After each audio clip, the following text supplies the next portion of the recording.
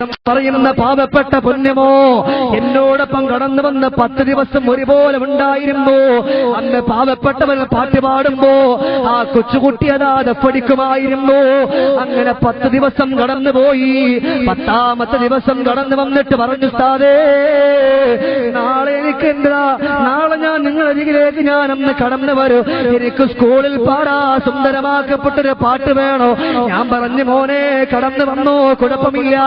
അവിടന്ന് പാവപ്പെട്ട പൊന്നുമോ എന്നെ സുബഹിന്റെ സമയത്ത് വിളിച്ചു, ഉസ്താദേ 10 മണിയാകുമ്പോഴേക്കും ഞാൻ അവിടത്തേക്ക് എത്തുമെന്നാ. സുബ്ഹാനല്ലാഹ്, ഇന്നല്ലാഹ ഇൻദഹു ഇൽമുസ്സഅ വയുനസ്സിലുൽ ഗൈബ് വയഅലമു മാ ഫിൽ അർഹാം വമാ തദ്രീ മാദാ തക്സിബു ഗദാ. ഖുർആൻ പറഞ്ഞതല്ല. ഷമീർ ഇങ്ങനെ ഈ വാളിന്റെ വലിപ്പത്തിന് വേണ്ടിയിട്ട് എന്തെങ്കിലും പറഞ്ഞിട്ട് പോവുക എന്നുള്ള നമ്മുടെ ലക്ഷ്യമല്ല. നാളെ പടച്ച തമ്പുരാന്റെ മുമ്പിൽ ഈ ഇരിക്കുന്നവർക്കൊക്കെ ഞാൻ സമാധാനം പറയേണ്ടി വരും. അതുകൊണ്ട് കോമഡി പറഞ്ഞുകൊണ്ട് ഞാൻ നിങ്ങളുടെ സമയം ഒന്നും കളയുന്നില്ല. അതുകൊണ്ട് പറയട്ടെ. അതുകൊണ്ട് ആ കുട്ടി എന്നോട് പറഞ്ഞു, ഞാൻ ഇന്ന സമയത്തെത്തും. ഞാൻ പാട്ടൊക്കെ എഴുതി വെച്ചു, കാതോർത്തുകൊണ്ട് കാത്തിരുന്നു. അപ്പോഴാണ് വിളിച്ചു പറയുന്നത്, എന്ന് പറയുന്ന ഒരു കുട്ടി യതീംഖാനയിൽ പഠിക്കുന്ന പൊന്നുമോ വാഹന അപകടത്തിൽപ്പെട്ട് മരിച്ചു എന്നുള്ള വാർത്ത കേട്ടപ്പോ എന്റെ പ്രിയപ്പെട്ടവരെ മനസ്സ് നമ്പരപ്പെട്ടു പോയി, മനസ്സ് വേദനപ്പെട്ടു പോയി. സുബ്ഹാനല്ലാഹ്, ഈ പൊന്നുമോന്റെ മരണവാർത്ത അറിഞ്ഞുകൊണ്ട് ശരീരമാസകലം നന്ദുപോയി. പൊന്നുമോന്റെ ജനാസ ഒരു നോക്കുന്നു കാണാ.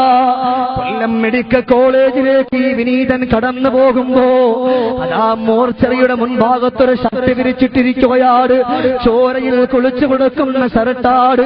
സുബ്ഹാനല്ലാഹ്, അത് കാണുമ്പോഴേക്ക് മനസ്സ് പൊട്ടിപ്പോയി. നാളെ കടന്നു വരാമെന്ന് പറഞ്ഞ ശിബിലാദെന്ന് പറയുന്ന പൊന്നുമോ ഇന്നെവിടത്തേക്കാ പിരിഞ്ഞു പോയത്? അല്ലാഹുവിന്റെ 6 അടി മണ്ണാകുന്ന കബറിന്റെ ഉള്ളിലാണ്. മനുഷ്യ മറന്നു പോയില്ലേ? ഇഖ്തറബലിൽ നാസി ഹിസാബുഹും വഹും ഫീ ഗഫലത്തിൻ മുഅരിദൂൻ. മനുഷ്യൻ അവന്റെ വിചാരണ മറന്നുപോയി. 6 അടി മണ്ണാകുന്ന കബറിന്റെ ഉള്ളില് പടച്ച തമ്പുരാന്റെ ചോദ്യമൊന്നും അവൻ മറന്നുപോയി. അതുകൊണ്ട് വേണ്ട ശിബിലാദെന്ന് പറയുന്ന പൊന്നുമോന്റെ ജനാസ അവിടെന്ന് കബറടക്കാൻ ഒരുമിച്ച് പോയി. ഒരുമിച്ച് കൂടിയിട്ടുള്ള സമയത്ത് അവിടുത്തെ പൊന്നുമോന്റെ മുഖത്തുനിന്ന് ആ തുണിയങ്ങ് മാറ്റിയപ്പോ കണ്ണില്ല, കണ്ണിളകി മാറിയിരിക്കുകയാണ്. തലച്ചോറ് തലച്ചുപോ എന്റെ പ്രിയപ്പെട്ടവര്, നമ്പരപ്പെട്ടു പോകില്ലേ?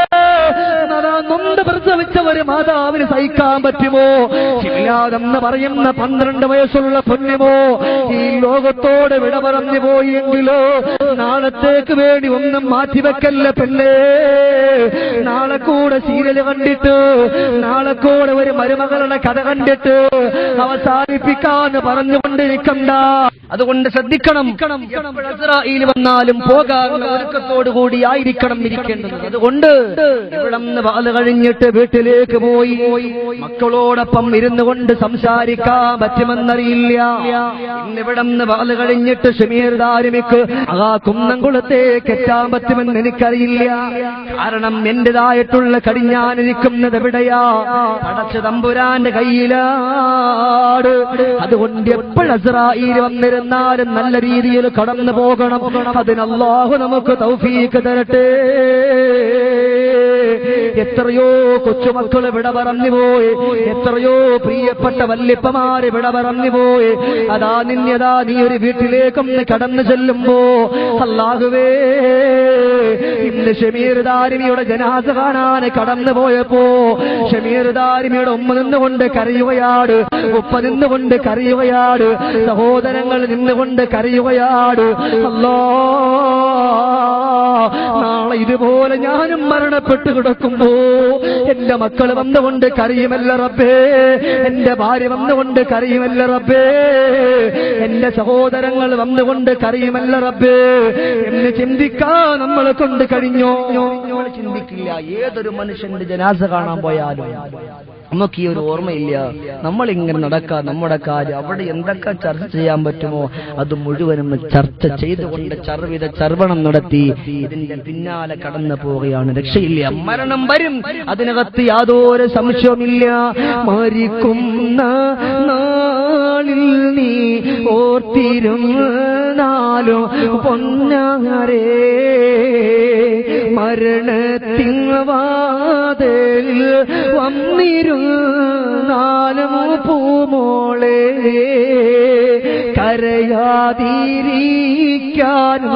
കഴിയുകയില്ലായി നാളിലേ, മനസ്സിന്റെ വേദന മാറുകയില്ലായി പാരിലേ, പൊട്ടിക്കരഞ്ഞതാ വേദന തിങ്ങു പൂവതാ, മനസ്സിന്റെ നൊമ്പര ചാണിലായി പിടഞ്ഞതാ. സുബ്ഹാനല്ലാഹ്, അസ്രായീലും കൂട്ടുകാരും കടന്നു വരികയാ. കടന്നു വന്നുകൊണ്ട്